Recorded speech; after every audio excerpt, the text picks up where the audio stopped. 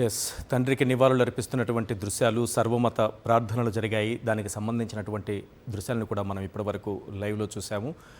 చరిత్రాత్మకమైనటువంటి ఒక విజయాన్ని అందుకునే లక్ష్యంతో ఇప్పటికే బస్సు యాత్ర ప్రారంభించబోతున్నారు. ఈ బస్సు యాత్ర ద్వారా 21 రోజుల పాటు రాష్ట్రమంతా చుట్టబోతున్నారు ముఖ్యమంత్రి వైఎస్ జగన్.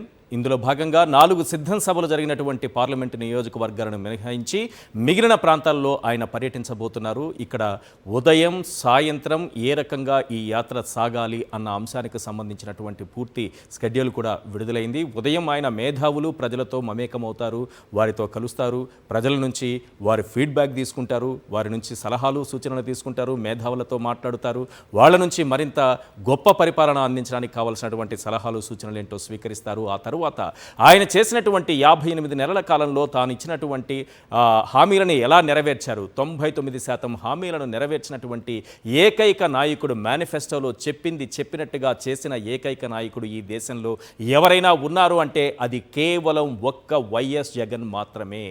మేనిఫెస్టోలో చెప్పిన ప్రతి అంశాన్ని నెరవేర్చడంతో పాటు చెప్పని అనేక కార్యక్రమాలకు కూడా ఆయన శ్రీకారం చుట్టారు.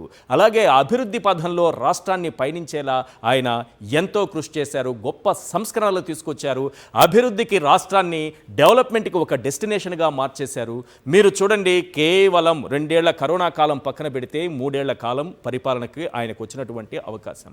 ఈ 3 ఏళ్ల కాలంలో 1,13 కోట్ల రూపాయల పెట్టుబడులు వచ్చాయంటే అది సామాన్యమైనటువంటి విషయం కాదు. ఇవన్నీ కూడా గ్రౌండ్ అయినటువంటి పెట్టుబడులు. అవే కాకుండా 13 లక్షల కోట్ల రూపాయల పెట్టుబడులకు సంబంధించి జిఐఎస్ సదస్సులో ఒప్పందాలు జరిగాయి. అందులో ఇప్పటికే అనేక ఒప్పందాలకు సంబంధించి గ్రౌండ్ అయ్యేటటువంటి పరిస్థితులు కనిపిస్తున్నాయి.